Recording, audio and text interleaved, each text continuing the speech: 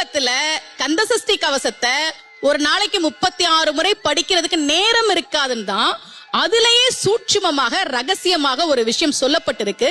முருகனுடைய அருளால் நான் தெரிஞ்சுக்கிட்டேன், அதை நான் உங்களுக்கு சொல்றேன்.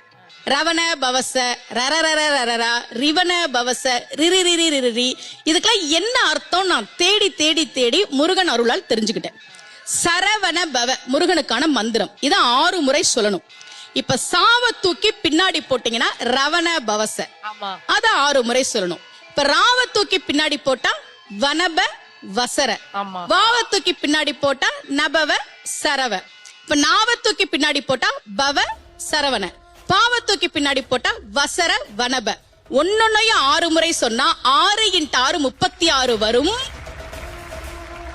இப்படி சொன்னால் 5 நிமிஷத்துல சொல்லிடலாம். கந்த சஷ்டி கவசத்தை 36 முறை சொன்ன பலன் கிடைக்கும்.